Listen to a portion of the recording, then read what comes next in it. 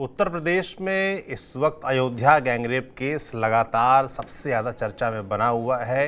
BJP की तरफ से तमाम डेलीगेशन पहुंच रहे हैं, तमाम नेता पहुंच रहे हैं, अयोध्या पीड़ित परिवार से मिल रहे हैं।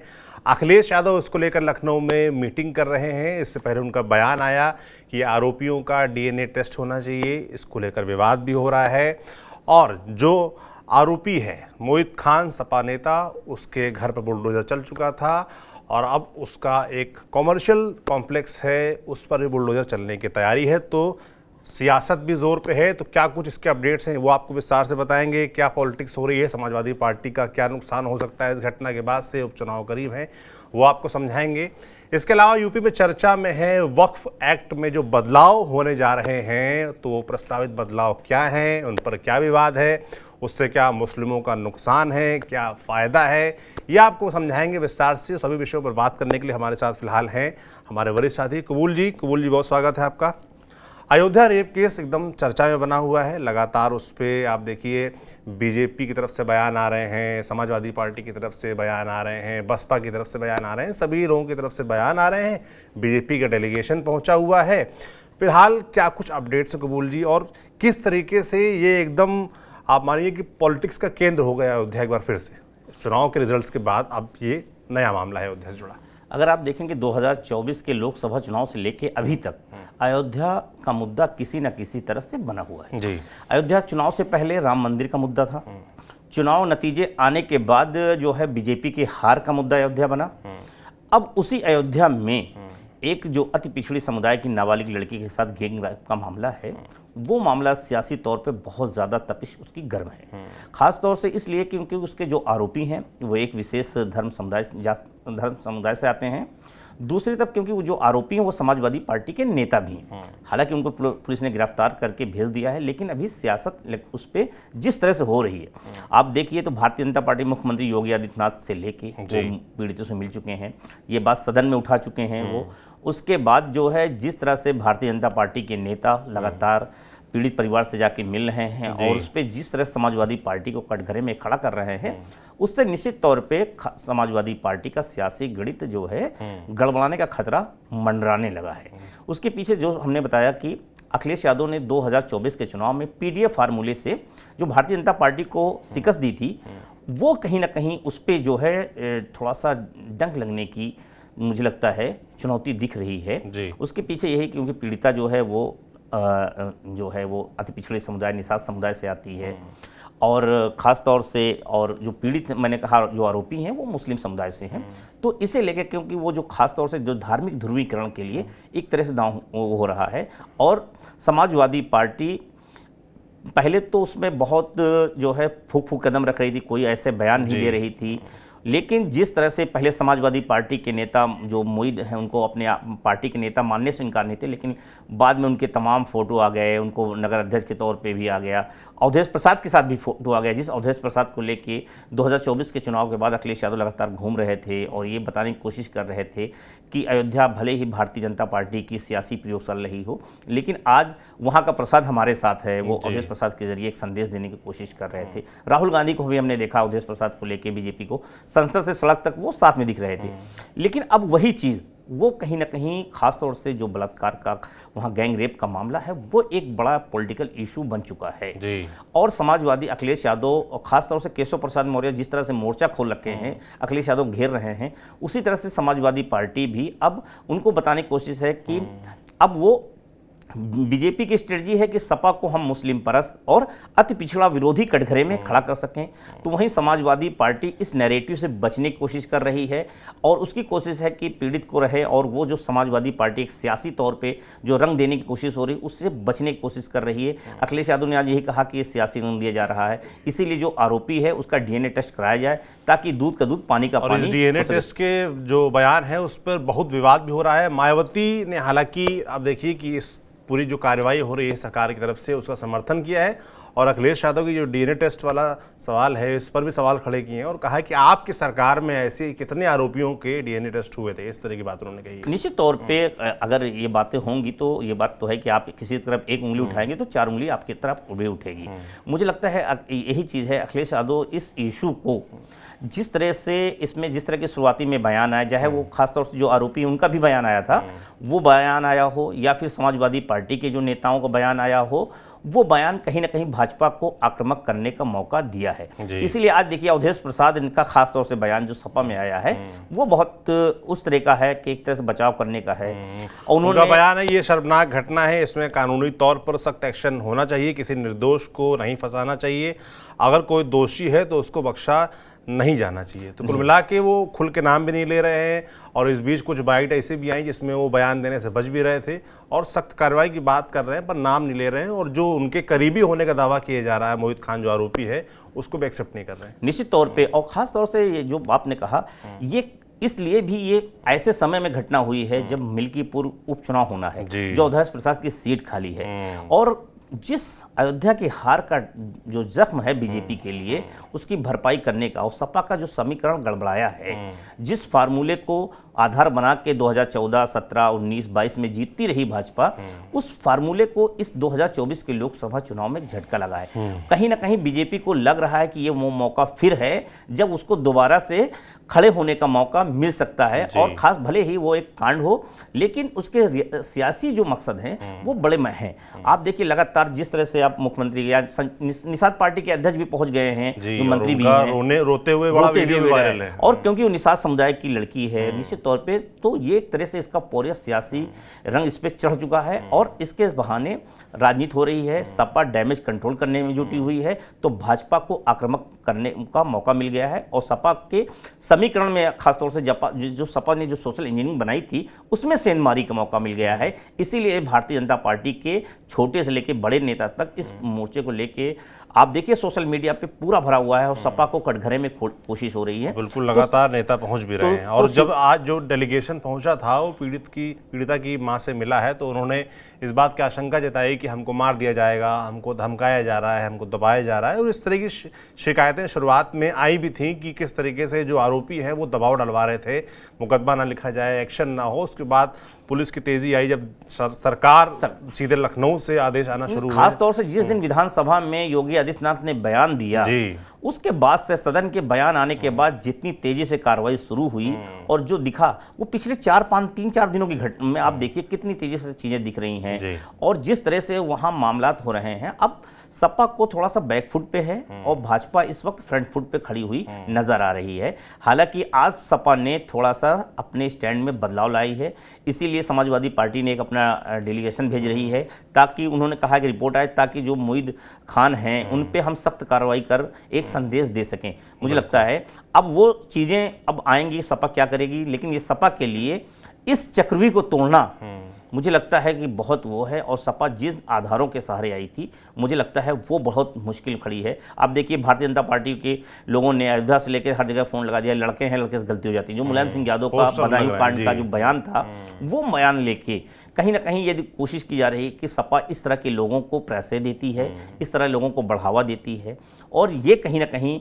जो समाजवादी पार्टी को 2024 के चुनाव से जो बूस्टर मिला था उसमें थोड़ा सा मुझे लगता है नुकसान होता दिख रहा है। ये एक बड़ी चीज़ है। बिल्कुल, और जैसा कि आपने कहा भी कि उपचुनाव 10 सीटों पर उपचुनाव भी सिर पे हैं, और उसमें से एक सीट अयोध्या की भी है मिल्कीपुर, जहां से विधायक थे अवधेश प्रसाद जो फिलहाल सांसद हो गए हैं, और बीजेपी के लिए एक तरीके से ये नाक का प्रश्न है। अयोध्या हारने के बाद अगर मिल्कीपुर उपचुनाव भी अगर थोड़ा सा वो होता है तो वो मुझे लगता है बहुत बड़ा चुनौती बन सकता है। बिल्कुल। अब दूसरे मुद्दे पर चलते हैं, वक्फ एक्ट, जिसमें कि केंद्र सरकार करीब 40 संशोधन करने की तैयारी कर रहा है, और इस संशोधन की बात आने को लेकर अभी जो सत्र चल रहा है उसमें इसको लेकर बिल भी पेश किया जाएगा, ऐसे कयास लगाए जा रहे हैं, और विवाद भी शुरू हो गया है। कबूल जी, हम समझना चाहते हैं कि आखिर पूरा ये मामला है क्या, वक्फ एक्ट में जो बदलाव की बात हो रही है और इसको लेकर विवाद क्यों हो रहा है, क्या इससे कुछ नुकसान होने वाला है अल्पसंख्यक समुदाय का?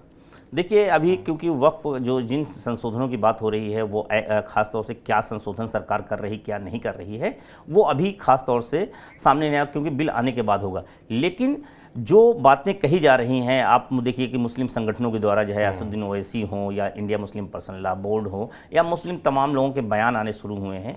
उन्होंने ये बताने की कोशिश की है कि एक संशोधन करके सरकार जो है वो जो वक्फ है उसके अधिकारों को कम करना चाहती है और एक तरह से जो वक्फ प्रॉपर्टियां हैं, खासतौर से बहुत से ऐसी वक्फ प्रॉपर्टियां हैं उनको अपने कब्जे में लेने की कोशिश हो रही है। और ये भी मुस्लिम संगठनों के द्वारा बताया जा रहा है, क्योंकि पिछले कुछ जो फैसले मुस्लिम समुदाय से जुड़े लिए गए हैं उससे मुसलमानों को सिर्फ जो है नुकसान या उनके से छीना ही गया है, उनको कुछ दिया नहीं गया है इस बात को लेके। लेकिन वक्फ एक ऐसा मामला है, खासतौर से 2013 का जो संशोधन था उसको थोड़ा सा बदलाव करने के है। उसमें वक्फ को जो तमाम अधिकार उस वक्त दिए गए थे, थोड़ा सा उसको इनको खासतौर से मुसलमानों को लेके है कि उसको कम करने की कोशिश हो रही है।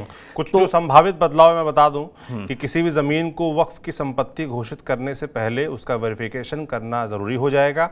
वक्फ बोर्ड का पुनर्गठन, बोर्ड की संरचना में बदलाव की संभावना है। वक्फ अधिनियम की धारा 9, धारा 14 में बदलाव करके केंद्रीय वक्फ परिषद और राज्य वक्फ बोर्ड की संरचना में बदलाव किया जा सकता है।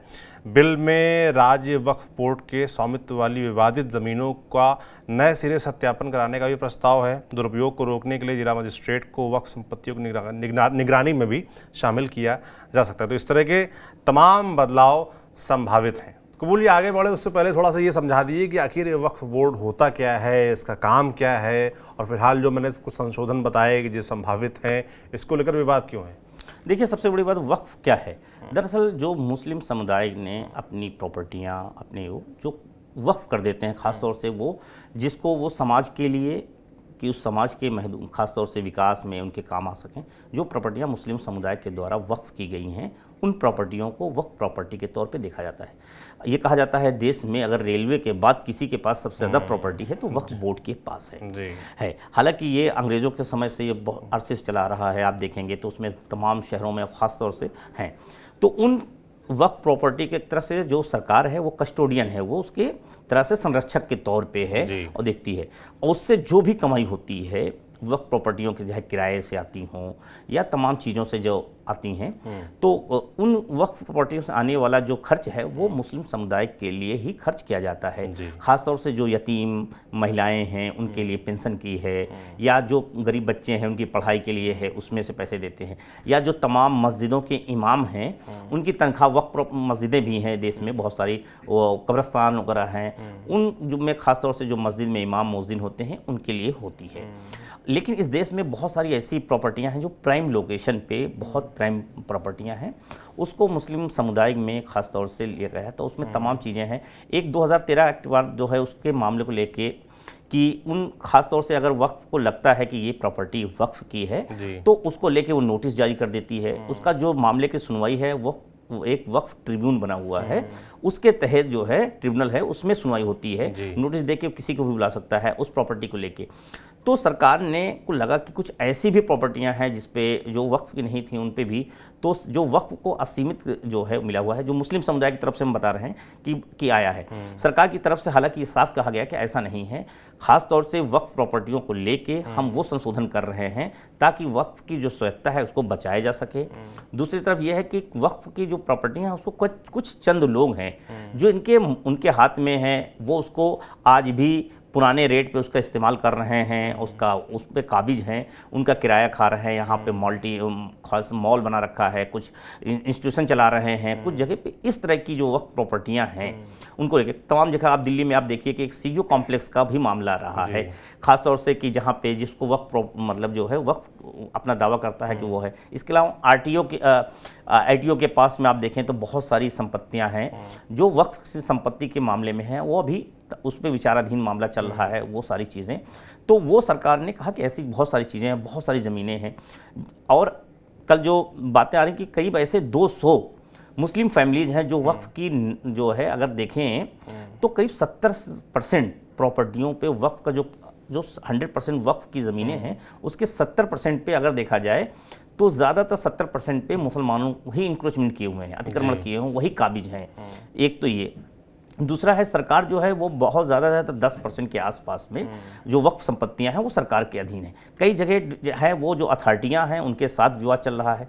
तो मुझे लगता है एक तो वो है, दूसरी चीज़ ये है कि वक्फ को लेके जो कुछ खास तौर से चंद लोगों ने काबिज हैं उनके छुड़ाने की मुझे लगता है सरकार की मंशा है, ताकि समाज के, और वो पुराने रेट पे किराएदार हैं तो उसके सीमित हैं, तो मुझे लगता है सरकार उनको ला के उनको करके खास तौर से जो मुस्लिम समुदाय को है उस पर देने की है। दूसरी तरफ एक शंका ये जाहिर की जा रही है कि वक्फ के पास जो खास तौर से बहुत बड़ी बड़ी लैंड हैं और जो जहाँ पे अभी उसका क्लियरेंस नहीं है उसको राजस्व उसके साथ डीएम के साथ पावर दे रही है ताकि राजस्व का अधीन हो, और उसमें मुझे लगता है सरकार उनको अपने विकास के लिए उनको अधिग्रहण करना चाहती है। ये शंकाएं मुस्लिम समुदाय के द्वारा जाहिर की जा रही हैं, लेकिन अभी वो क्योंकि एक्ट आएगा उसमें किस तरह की चीज़ें हैं वो क्लियर होंगी, एक चीज़। दूसरी तरफ है कि वक्त में जिन लोगों का अभी तक इसमें जो बदलाव अहम दिखने जा रहा है, मुझे लगता है एक राजनीतिक तौर पे अगर हम देखें सियासी तौर पे, तो ख़ास तौर से इसमें 2 महिलाओं का प्रतिनिधित्व दिया जा रहा है, एक बात। दूसरी बात ये किया जा रहा है कि बहुत से ऐसे स्टेट हैं जहाँ पे मुस्लिम जो है विधायक नहीं है किसी पार्टी से, गुजरात उधार लिया जाए, वहाँ पे अगर जो मुस्लिम वक्फ प्रॉपर्टियाँ हैं उसमें ये कहा जा रहा है कि अगर वहाँ पे मुस्लिम विधायक नहीं आ रहे हैं तो उसका मेंबर क्योंकि मुसलमान हो सकता है, तो वो अगर काउंसलर है या फिर नगर पालिका का अध्यक्ष है, ऐसे लोगों को भी बनाए जाने की है। तो एक तरह से मुसलमानों को लग रहा है कि जो खास तौर से एक विधायक और संसद होते हैं उनका जो प्रतिनिधित्व होता है उसको घटा के लाया जा रहा है, उनके जरिए जो है उनको मैनिपुलेट करना बहुत आसान होगा। ये एक उनकी तरफ से आशंकाएं जाहिर की जा रही। लेकिन एक तरफ यह है कि जहाँ प्रतिनिधि नहीं है, जहाँ चीज़ें नहीं हैं, बहुत सगे आप देखेंगे कि अभी तक उसका सर्वे नहीं हुआ है वक्फ की। अलग अलग समय पे सर्वे होता रहता है कि उन खास तौर से कि कौन सी प्रॉपर्टियां वक्फ की हैं, कौन सी नहीं। आप देखेंगे कि पिछले साल उत्तर प्रदेश सरकार ने भी इस तरह से एक वो हुआ है डिस्टिलेशन करने के लिए कि हम उत्तर प्रदेश में तमाम वक्फ संपत्तियों को सर्वे करके उनको हम एक जगह इकट्ठा करेंगे। तो उसको लेके भी मुसलमानों हुआ कि ये कहीं ना कहीं मुसलमानों के वक्फ टारगेट किया, लेकिन एक तरह से मुसलमानों के लिए बेहतर भी है जो खास तौर से बहुत सारी ऐसी संपत्तियां हैं जो जिन पे को पता ही नहीं मुसलमानों को कि वक्फ संपत्तियां ही नहीं, ऐसे सर्वर करके उनको इकट्ठा करना ये है। दूसरी तरफ जो सबसे बड़ी जिनको लोगों को दिक्कत लग रही है कि सरकार जो 2013 में अमेंडमेंट हुए थे है कुछ करके एक तरह से स्वायत्ता बनाया गया था, वो कहीं ना कहीं इनको लग रहा है कि वो खतरे में है, और सरकार क्योंकि पिछले सीए तमाम चीज़ों में एक नैरेटिव गढ़ने की कोशिश हो रही है। लेकिन अब जब सदन में आएगा, सदन में आने के बाद सरकार की तरफ से क्या रखा जाता है, उस बिल के तमाम पहलुओं का जब एनालिसिस होगा तब सही तरीके से तस्वीर सामने होगी। बिल्कुल, जब सदन में बिल पेश होगा, वक्फ एक्ट में जो बदलाव बताए जा रहे हैं संशोधित जो होने मगर इसके साथ मैं एक बात सौरभ भाई बता दूं कि जो खास तौर से मुस्लिम समुदाय वक्त पे अगर सबसे ज्यादा किसी ने इंक्रोचमेंट कर रखा है तो मुस्लिम समुदाय के मठाधीश हैं। इसमें अगर हम प्रमुख नाम देखें तो 5-7 ऐसे नाम हैं जो वाकई राजनीतिक रूप से अगर देखा जाए, चाहे वो असदुद्दीन ओवैसी का नाम हो, के रहमान खान जो है कर्नाटक में, ये कहा जा रहा है कि तेलंगाना में करीब वक्फ की 3000 करोड़ की प्रॉपर्टी है जिसपे असदुद्दीन ओवैसी का कब्जा है, ऐसा आरोप है। और नहीं वक्फ की उनके कॉलेज, मेडिकल कॉलेज वक्फ की संपत्ति बना है, वो इस बात को मानते भी हैं। मौलाना महमूद मदनी, अरशद मदनी जो मदनी बंधु हैं, आप देखिए आईटीओ पे जो मस्जिद है या तमाम चीज़ें वहाँ पे खास तौर से इनका कब्जा है। दूसरी तरफ आप देखें तो अगर हम लखनऊ चलें तो मौलाना कल्बे जव्वाद का नाम आता है। दूसरा नाम जो है वहाँ खालिद रशीद फिरंगी महली का आता है। तो मुसलमानों में भी इस तरह की चीज़ें हैं, और अगर ये कहीं ना कहीं लेके जो समाज के तमाम लोगों को विकेंद्रीकृत कर जो कुछ लोगों का कब्जा है वो मुसलमानों में, अगर उनके विकास के लिए लगेगा, उन पर कुछ चीज़ें होंगी, तो मुझे लगता है आज वो पुराने रेट, आज की ज़रूरत है कि आज के रेट के हिसाब से आप चले जाइए। यहाँ दिल्ली में तमाम संपत्तियाँ वक्फ की हैं, लेकिन उस पर कब्जा किसका है आप देख लीजिए। तो है उत्तर प्रदेश में वक्फ को लेकर वक्फ प्रॉपर्टियाँ इतनी हैं, हर जिले में बड़ी संख्या में हैं। तो मुझे लगता है कि ये चीज़ें निश्चित तौर पे होंगी और उसके बदलाव से बहुत बड़ा असर भी हो सकता है, लेकिन यह है कि सरकार की क्या मंशा है वो भी साफ होगी बिल आने के बाद ही। बिल्कुल, तो सबको इंतजार है इस बिल का, और बिल जब सामने आएगा तब साफ हो पाएगी तस्वीर की किस किस तरह के बदलाव होने वाले हैं और उससे कितना फ़ायदा है, कितना नुकसान है। हमारी नज़र में लगातार इस पूरे मसले पर बनी रहेगी और आप तक जो भी अपडेट्स इससे जुड़े आएंगे आप तक हम पहुँचाते रहेंगे। आप देखते रहिए TV9 डिजिटल। शुक्रिया।